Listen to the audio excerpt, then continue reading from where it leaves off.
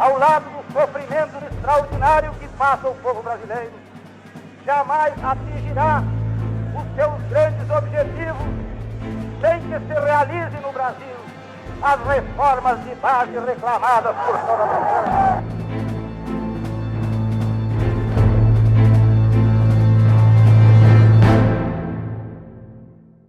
Meu nome é Christopher Goulart, eu nasci no exílio, em Londres, na Inglaterra, sou neto do presidente João Goulart, filho do João Vicente Goulart, filho da uruguaia Zuma Estela Katz Goulart. Eu, diariamente, constantemente, meu nascimento já é uma circunstância política, até porque meu pai conheceu minha mãe no Uruguai, né? Aconteceu o golpe civil-militar de 64, meu pai, né, pequenininho, foi para o Uruguai, lá estudou e conheceu a minha mãe, a uruguaia Zuma Katz. Toda a minha família, por parte de mãe, são uruguaios. Eu também sou uruguaio, né? Nascido em Londres, registrado em consulado brasileiro, mas tenho nacionalidade uruguaia em função de uma circunstância de exílio propriamente dito, né? Meu nome, Christopher, ele também é inspirado nesse episódio, né, pelo fato de eu ter nascido em Londres. Christopher Belchior, esse nome sim é do meu avô. E foi uma homenagem que meu pai fez. Ele não quis colocar João, né, mas optou pelo Belchior. Eu sou o único neto que meu avô conheceu, né. Existe uma foto, um registro muito importante para mim, simbólico, né. Ele foi até Londres, me pegou no colo, a única foto que existe. Inclusive escreveu cartas, né, para o meu pai. E 2 meses depois ele faleceu. Então eu te diria assim, desde o primeiro momento de vida, eu já sofri essa influência muito forte da história do meu avô, né? Mesmo que não conscientemente, né, uma criança, mas tudo que me rodeava até aquele momento, todas as circunstâncias próximas à minha vida, né, me remetiam sempre diretamente a isso. Claro, depois com o tempo a gente vai adquirindo mais consciência, aprofundando os estudos, aprofundando a sensibilidade social. Eu advoguei no processo que investigou a morte do meu avô em 2008, um inquérito civil público que tramita no Ministério Público. Esse inquérito foi ajuizado pelo Instituto Presidente João Goulart, e ali que eu passei realmente a estudar, primeiro na condição de advogado, mas as ditaduras na América Latina, toda a cooperação da Operação Condor, né, toda essa circunstância, essa trama da morte suspeita do meu avô, com muitos detalhes, até porque tinha que falar para a imprensa e tinha que estar bem informado, naturalmente, né? Eu representei meu avô também no Rio Grande do Norte, em Natal, quando aconteceu a anistia. Na época era o presidente Lula, o presidente, e o ministro Tarso Genro, e eu representei meu avô, uma conferência nacional da OAB.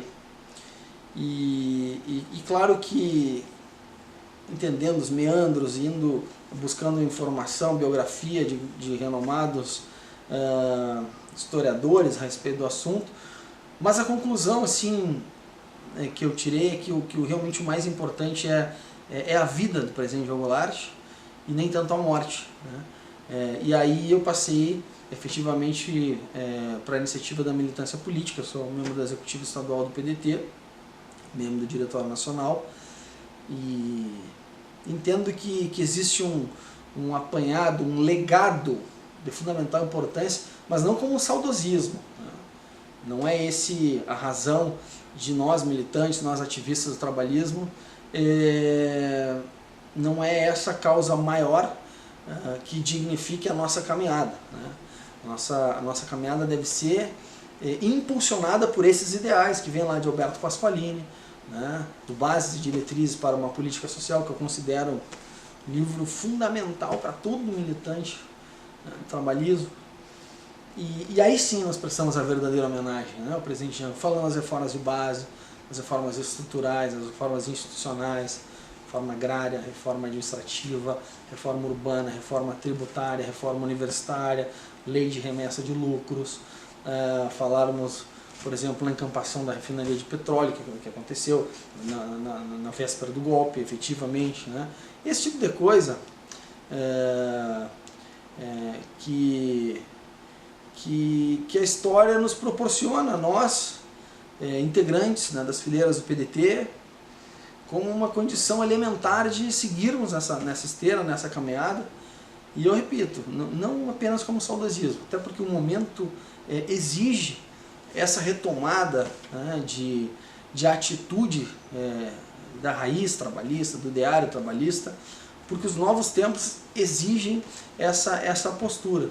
E aí a alternativa será o PDT, aí a alternativa será o trabalhismo, será aquele campo de composição que eu falava agora, que Alberto Pasqualini mencionava, né, da conciliação das forças representativas do capital e do trabalho, né, não estimulando necessariamente as lutas de classe, né, mas buscando a composição, entendendo que o capital é importante. Agora, que nós temos que realmente combater os excessos do sistema capitalista, né, estimulando o sistema produtivo, né, e compreendendo que este é um caminho muito sensato.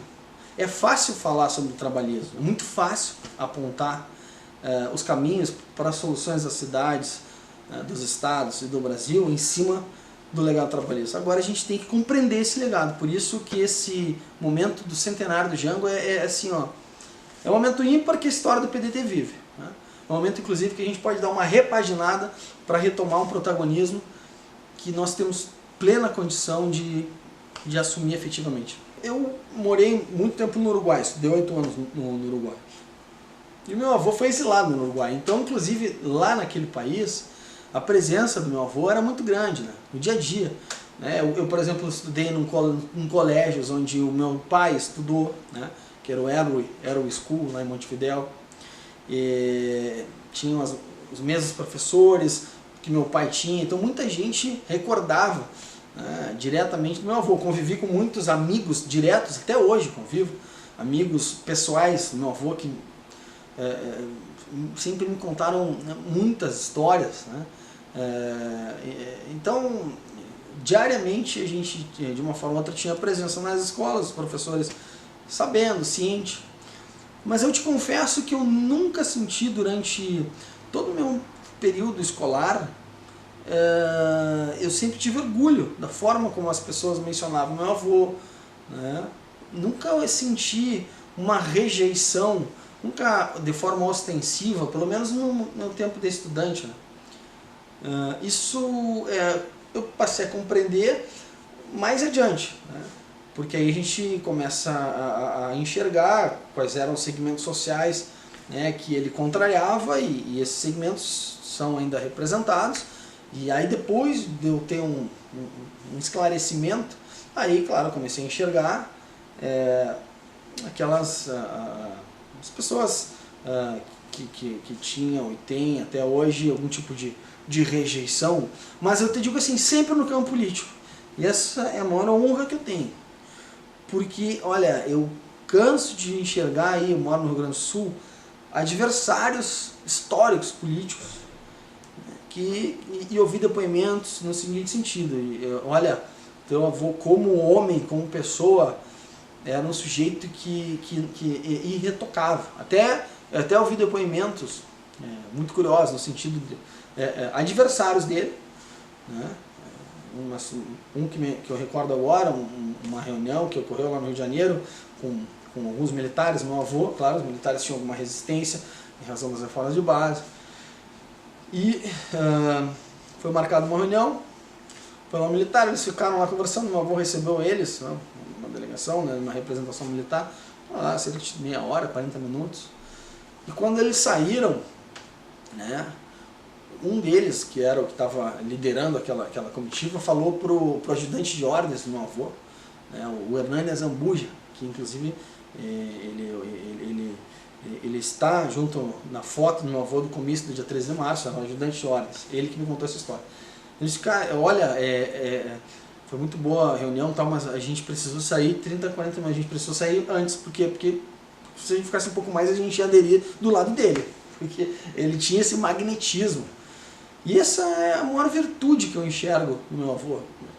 Hoje, com toda a análise política, circunstâncias, todos os estudos, eu procuro sempre tá bem informado, me atualizar, gosto muito de história. E claro que a gente vai tirando os nossos conceitos, né? E ao meu ver, o que se reflete na biografia, na atitude política do meu avô, com uma forma sublime, né, é exatamente a postura que ele tinha como ser humano, como um homem de caráter digno, um homem sereno, um homem, como muitos depoimentos já que nós colhemos, muitos que prestaram seus depoimentos falam, um homem bom, né, cordial, mas mais do que bom, pessoa inteligente, uma noção de sensibilidade, de sentido de nação brasileira, né, que interpretava os anseios do povo brasileiro, ele que era herdeiro do presidente Vargas, né, na sua linhagem política. E esse caráter que alguns adversários lhe atribuem, por exemplo, subversivo, na verdade essa subversão ela consiste em alguém que parte, né, de uma classe civil abastada. Meu avô era um fazendeiro, já vinha de uma né, meu bisavô já tinha terras, né, e ele subverte a própria a classe, os interesses da sua própria classe no momento que ele parte, né, para um campo de visão social, de inserção, de inclusão daqueles que, por exemplo, não tinham terra e precisavam de terra. Aí falando especificamente na reforma agrária, né, um ato político de uma grandeza, de uma dimensão desse tamanho, e inclusive uma reforma capitalista, né, porque ele queria outorgar títulos de propriedade, né, para 10 milhões de brasileiros, para que através da própria terra possam efetivamente, né, empreender na sua produção e assim fortalecer o mercado interno, né. Ali o decreto da Supra fala na encampação, né, de terras improdutivas ao redor das rodovias e ferrovias, exatamente pensando no escoamento da produção, né. Então, uma noção muito avançada. Eu te digo assim, essas características pessoais dele, sem dúvida, eu arrisco assim, sem dúvida é o que deu brilho e o que tornou até hoje uma pessoa tão lida, estudada, admirada, né? Porque isso enseja uma coragem muito grande. Minha avó é a pessoa mais forte que eu conheci na minha vida. Minha avó, ela tem uma fortaleza por tudo que ela passou na vida. Você sabe que naturalmente todas essas circunstâncias de exílio, de afastamento de todos os bens, as pessoas que a gente ama no Brasil, né, o meu avô morreu com 57 anos, o meu pai tinha 19, né, minha mãe 18, e eu era um bebê de 2 meses. Então você imagina toda a carga pesada, incidente sobre essa situação, né? É uma tragédia, né? Aliás, o trabalhismo é composto de algumas tragédias impactantes, né? Que, tanto no esteio familiar, mas também repercutindo, né, no Brasil, na história do Brasil. Então eu vou te dizer, a minha avó é uma pessoa que passou, aguentou, suportou tudo isso, sempre muito forte, mas ela é forte mesmo, assim. Às vezes eu me pergunto assim, de onde tira tanta vontade de viver, sabe, de cabeça erguida, uma pessoa extremamente simples, muito simples, sabe, assim, e alguém extremamente ligado por toda a vida e por toda a história, ligado à memória do meu avô, né, que todo mundo sempre que lembra do Jango, lembra da Maria Teresa, principalmente lá, em toda essa trajetória, mas tem a foto emblemática, né, no comício, né, do dia 13 de março, né, que era uma situação extremamente tensa. Eu já vi histórias dela contando, né, que o clima ali era de boataria, de bombas no comício, né. Tal era a gravidade, né, da situação do Brasil naqueles dias, na véspera praticamente do golpe do dia 1º de abril, né, de 64, e ela estava lá, mesmo com a ameaça de bomba, estava lá do lado do meu avô, cumprindo seu papel, né, acompanhando o presidente, né. É fantástico, assim, sabe? A minha avó é como se fosse uma mãe para mim, né. Desde pequenininho ela me criou, né. Eu com 2 meses de idade, meus pais, né, meu pai foi morar no Uruguai depois que meu avô faleceu, e eu fiquei muito tempo com a minha avó, Então, é isso. Assim, é uma fortaleza admirável. Eu entendo que é perfeitamente natural essa dose de preconceito, tá? E que cabe a mim demonstrar, porque o principal e o grande desafio é mostrar que eu sou Christopher, né, Goulart, com os defeitos, com as virtudes, né, com a garra, a determinação, com o meu esclarecimento de mundo, com a minha vontade de contribuir. E eu acho que eu consegui fazer isso, pelo menos durante esse tempo que eu estou militando, né? Esse é o maior desafio, né? Eu costumo dizer, poxa, meu nome é Christopher. Já é difícil falar e escrever Christopher, mas eu faço questão, né, que as pessoas me conheçam como tal, né? Claro que é uma honra representar esse legado, uma honra carregar essa história. Eu sou o único neto, né, que meu avô conheceu, né? Tem uma história muito ligada ao meu avô.